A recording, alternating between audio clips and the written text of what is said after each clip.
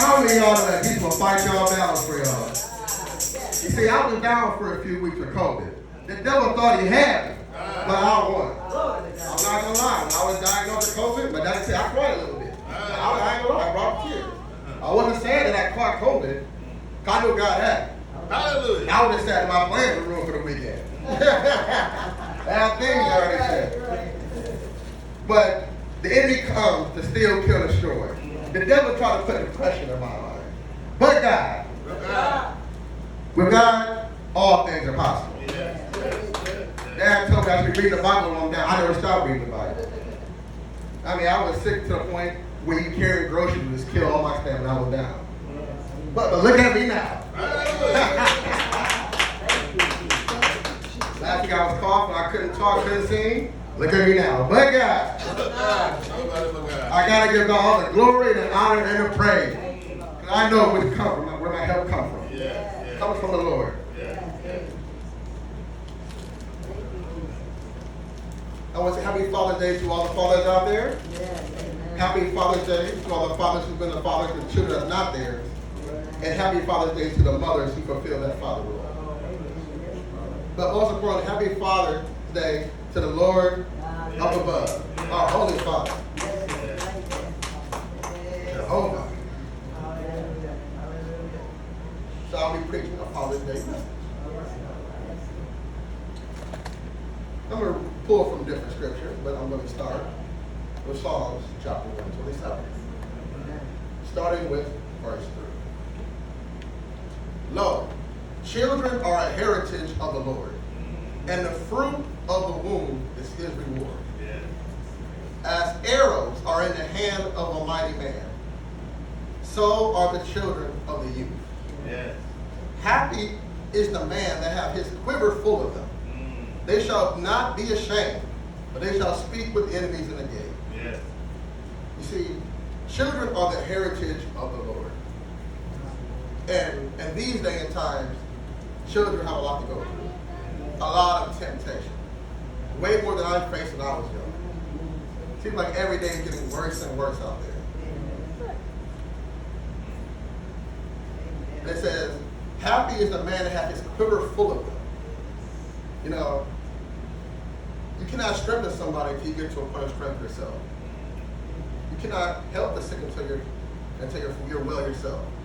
When you get to that point of strength, it's time to help those without strength. Same for children. You get to that point. Yes, I have many younger brothers who are not my actual brother, my blood brothers, but I treat them as that. And they treat me as a big brother. When they need advice, when they need help, they always come to me. And I always help back. You have to help the young. They are the future. You have the future of the church. And with all these temptations, there's a great falling away from the faith. Every day, more and more fall away. But there's always a ram in the bush. Always a ram in the bush.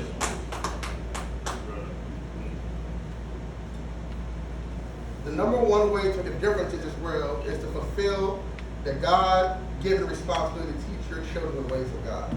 Proverbs chapter 22, verse 6 says, train up a child in the way he should go. And when he is old, he will not depart from it. God has given us all the tools we need to accomplish this. Love your children the way that he or she should go. Now, growing up, I grew up in a Christian household. The times were strict, but I thank both of my parents for raising me the way they did. I see other kids who didn't have the same growing up as I did. I see how they turned out, and I love the way I turned out. There were hard times, there were great times, but it all worked together. You got to keep the faith. Keep the faith. The first commandment is to love the Lord.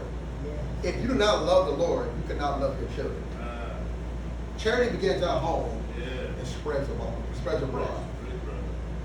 A house divided against itself will fall. It cannot stand. You cannot give love if you do not have love. And God is love.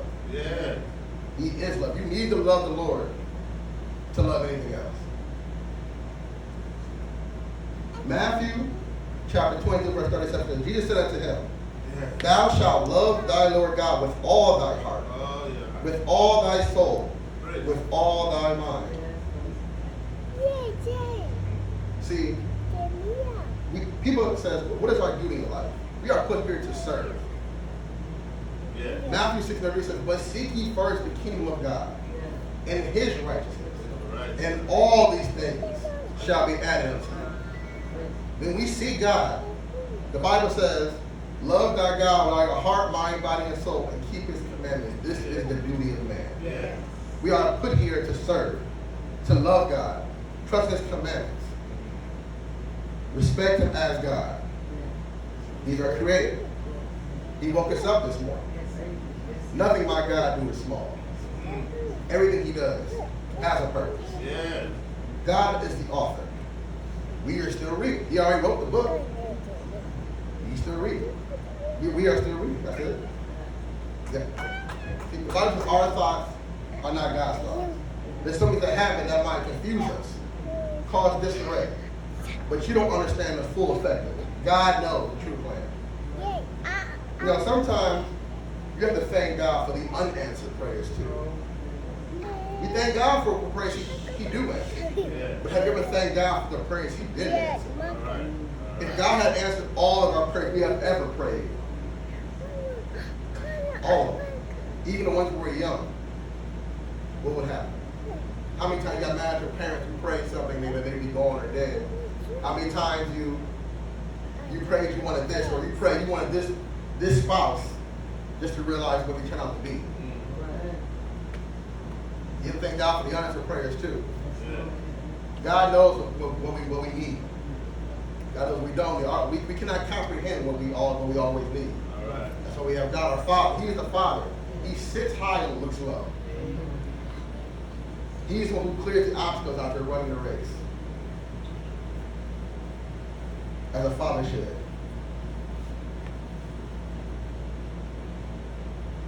As a father, you need to show affection to the kids.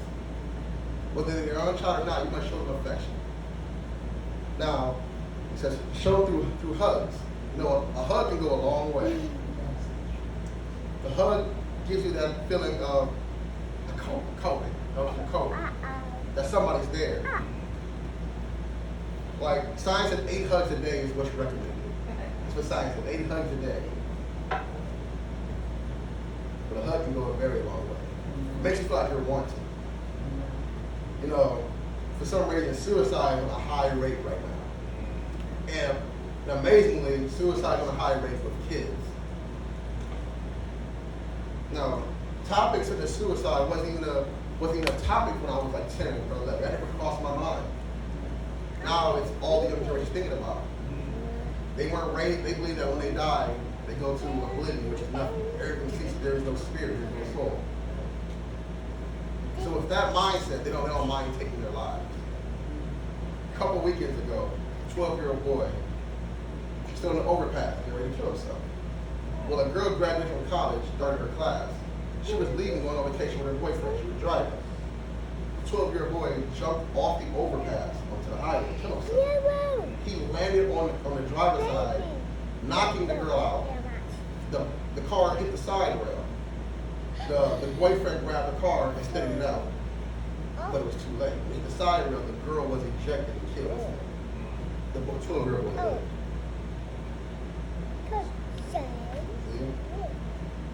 Only 12. Now he took a life. I wants to kill himself before.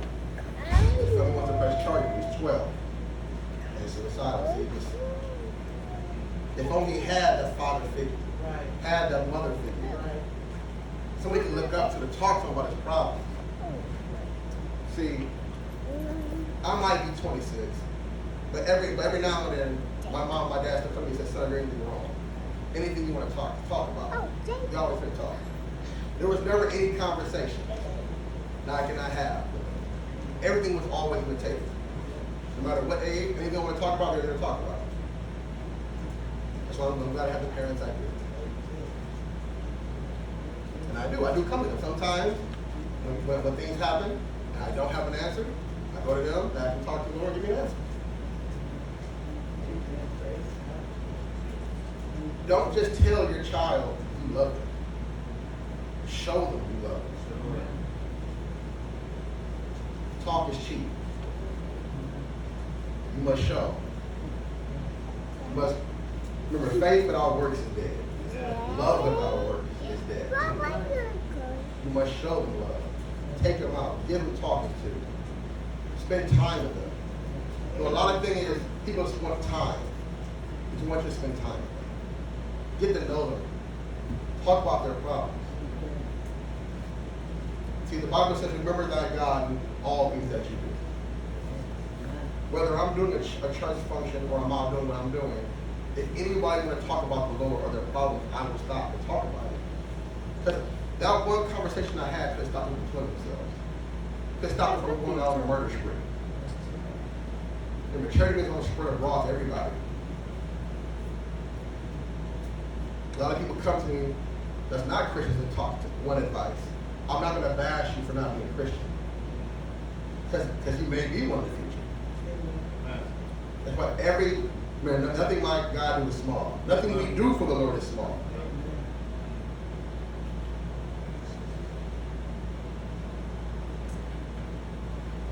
Next, you must also discipline your children.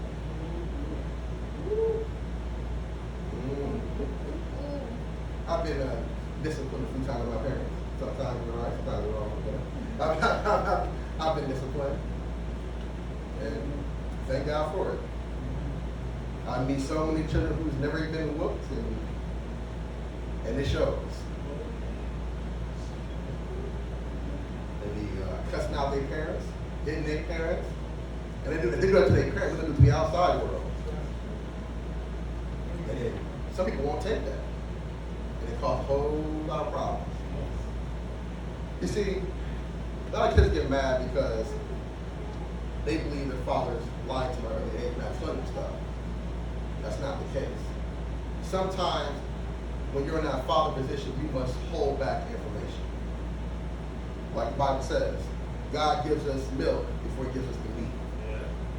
God will not give us something we cannot handle. Same thing with father figures. Sometimes you must hold things back and get information as it goes. Like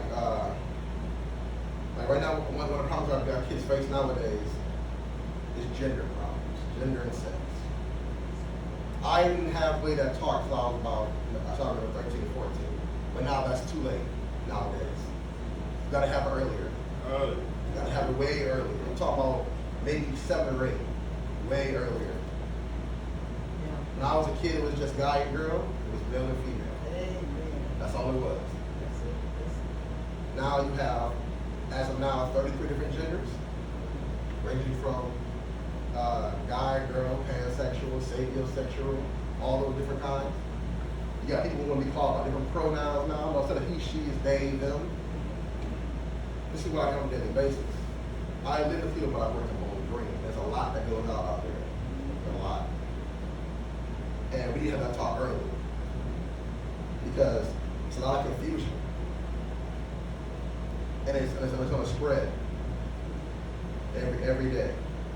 That's why, as a father and father figure, you must discipline your child, teach with them, love them, counsel them. They are the future. You were raised one, they should not depart. The devil wants every soul. Doesn't matter what age. A soul is a soul. The devil has many tricks to get to your children. You see, many people come and want to debate me about my faith. But you see, I'm set in my ways. I'm not changing my faith. By the time we're doing this conversation, I'm going to have you question yours. Remember, no matter who comes at you about your faith, no matter how confused you get, just say, God said it, I believe it, and that settles it. You don't have to argue with them. Because they study psychology, they study philosophy, they study theology. And they're trying to change your way. The moment they get you to doubt, they have already won. Once they sow the seeds of doubt, it just leads on. That's why you must never doubt the Lord. God is always in control. Yes. He is our Father. Yes. Yes. Yes. be his name. Thy kingdom come, thy will be done. See, no matter what happens, in the end, every knee shall bow. Every tongue shall confess that Jesus Christ, Lord our Father, is Lord.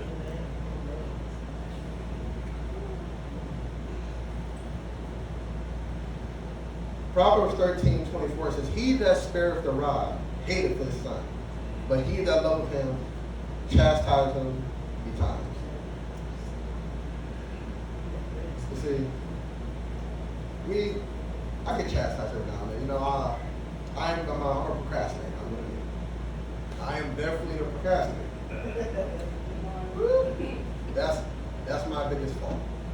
The Bible says, tell the truth and shame the devil. That's not true. I'm procrastinating. I will get it done. Before the deadline, but I'll get it done.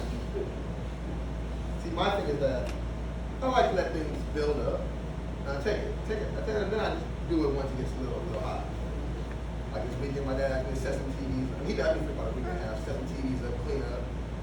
I said, and then this weekend, I said, oh, I'm doing it. Took about a week and a half. But when they left the house, I did it. You see? I get to it. But he does keep on me about that. He does tell me, son, you need to work on the procrastination. Because that can have bad implications in the future. And I know I'm trying to work on it. But at least I know what my problem is.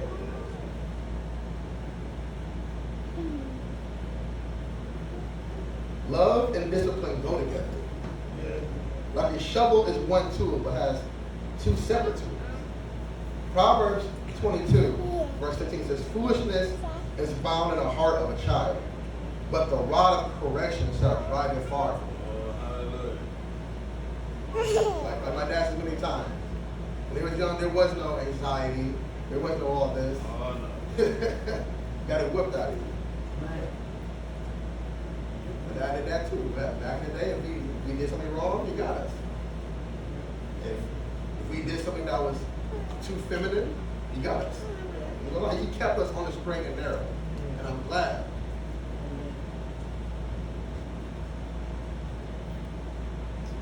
But there are many ways to discipline. It's not always physical. You always have to physically discipline somebody. See, how many of y'all been disciplined by the Lord? The Lord don't physically discipline us. He gets us in many other ways. But I'd rather be disciplined by the Lord than disciplined by the man. Because there's mercy with God. There's grace with God. Man will not have, the world will not have mercy with you. So you need to always thank God for all He has done. Thank God for being the Father who He is. You remember, He puts His word above His name. Yes. When God tells you something, it will come to pass. Yes. Yes. The Bible says an idea whose time has come can no man stop it. When it's your time, it's your time. The Lord's word will never return void. No. You can always count on your Father's word. Right. Then you must lead by example, as a father figure. Not do as I say, not as I do. You see, growing up, I've seen my dad do many things. But he's always going to work. He's always provided. He's always been that father figure. And I hope I can be even half the way he is.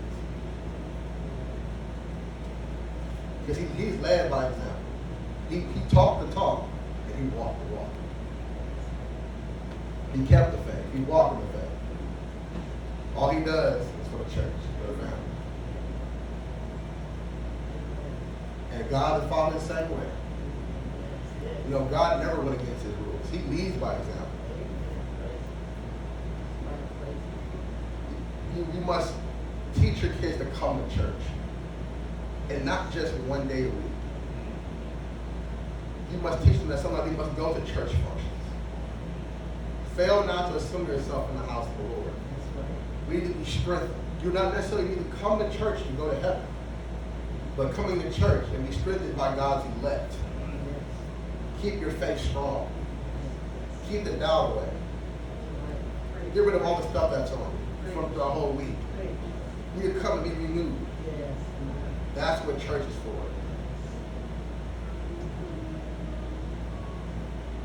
And yeah, I've been in church since the day I was born. I've been in church. And sometimes we had church 3-4 times a week. Maybe even 5 days sometimes. And I was there every time. Before I worked, I was there every time. My friend said, Peter, why do you go to church so much? Why don't you tell your parents no? And so first I'm not telling them no. And number two, I know what's coming my help. I know what my Father has done for me, my earthly and my holy Father have done for me. I say, you guys think, oh, you guys always been rich, you guys been high. I say, no, you haven't seen the struggle. Y'all haven't seen the water off. Y'all haven't seen when they use kerosene heaters. Y'all don't, when we're in the basement praising the Lord. Y'all don't see the struggle. Y'all don't know what we've been through to get to this point. Y'all just want to get the grass green on the side. You don't know what people did to get that grass, that green. You don't know. He didn't see all that. But thank God for our Father. There in thick and thin. There when we're on the mountain, there when we're in the valley. Yes, hallelujah. Our Father is always there. Yeah. You know, if He looked away for you a split second, the devil will swallow you up.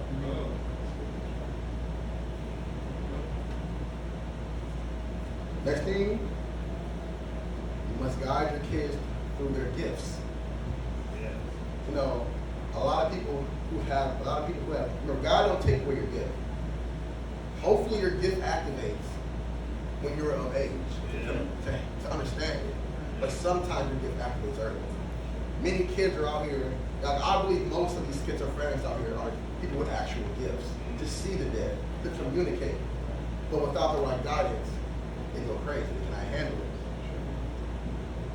That's why we need a father. That's why we need a Holy Father and a father figure to explain it. When you be in church, talk to your bishop. Hear God's voice.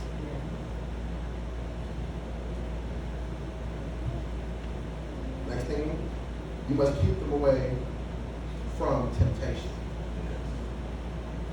You must teach them about moderation. Like it says, drinking and smoking. It can be done in moderation. Do I drink?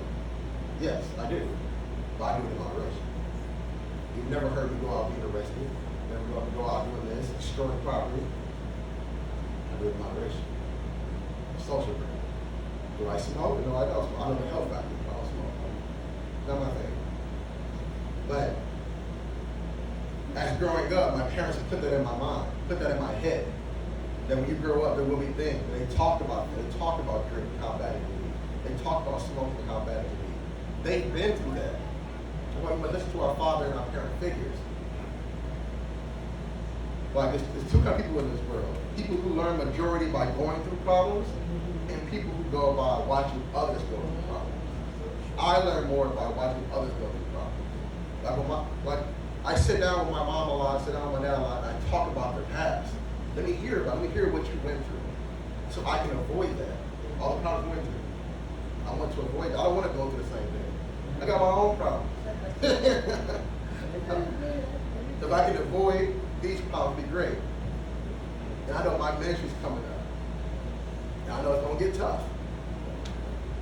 The Bible says we wrestle not against flesh and blood, but spiritual wickedness in high places. I got people trying to get rid of me in the spiritual realm. I'm not trying to deal with people in the physical realm. This is more a problem. That's why I still listen to my parents. I love having these little talks. I get up at 9 o'clock, my mom's about to wave, and we sit down and we talk about it. Just talk about life. And like I said, everything's on the table. I don't got to hold back. My dad, my mom never said, son, I don't want to talk about this right now. Son, I don't want to talk about it. Go talk to somebody else. Never said that. Never. It's always, son, whenever you want to talk, just let me know. If I want to talk about anyone, he'll turn the volume down so the fellow talk to him. And sometimes he'll send stuff in the spirit that I'm going through and say, son, come here, let's talk. I love all of that. And for all of that.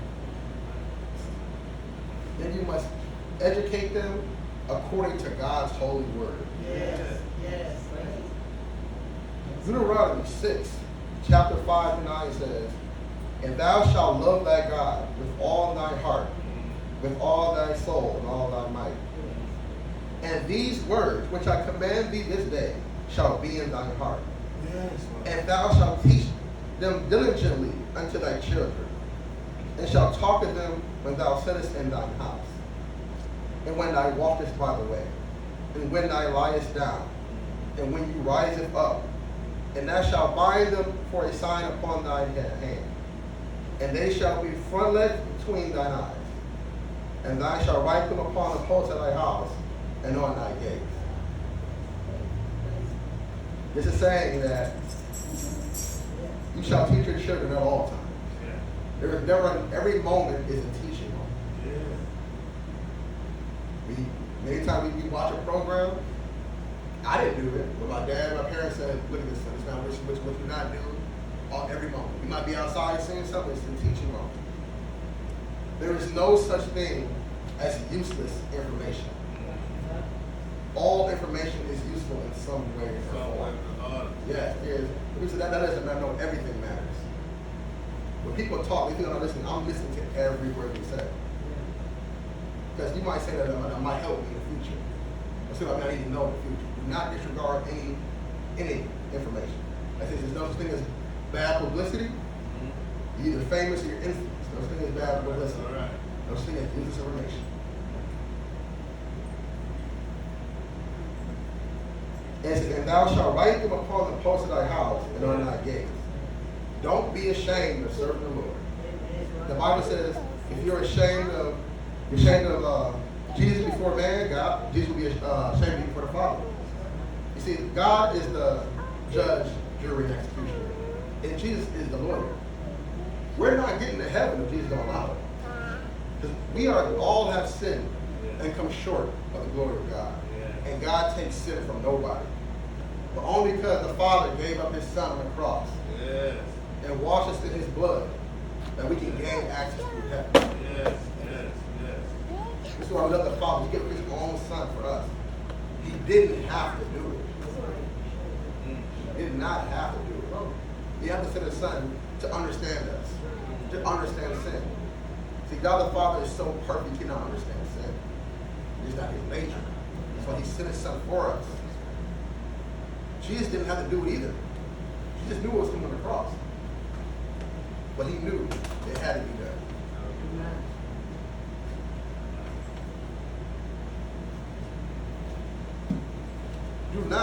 It's not the school's job. Do not let other people who claim to teach your children teach your children. Teach your own. That's the problem with the education system now. During the COVID break, many kids went home and their parents taught them nothing. And when they went back to school, they were not ready. Because the teacher has a lesson plan she has to follow. The kids should be there. And now she has to go between teaching the kids who are ready, teaching the kids who are not ready. That's a burden on them. Same thing with a father teaching their children. Just because they go somewhere like a Bible class, talk about the Lord, don't just leave it up to that. You must talk to them too about the Lord. Amen. You don't know what all they're learning in Bible class. You don't know how far it's going, how people are here. See, we are in charge of our own soul salvation. Our father figures and my parents should raise us up so that shall not depart. But they cannot get us into heaven. They can get us to the door. Yeah. But we must find our own soul salvation. Hallelujah. We must teach them the 10 Commandments. The 10 Commandments might be in the Old Testament, but they still apply to this day. We should not kill. We should not steal. We should not serve any other graven images. No. I don't see how a man can serve an image. Can serve an object that you created yourself. How can you serve something you created? It's mind-boggling. It's amazing.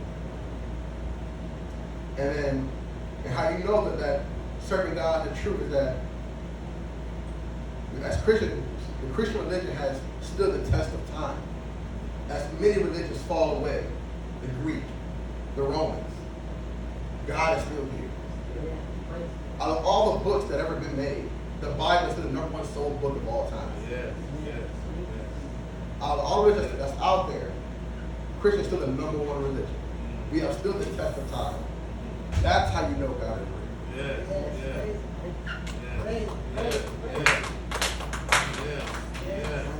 God is the Alpha and the Omega, the beginning and the end.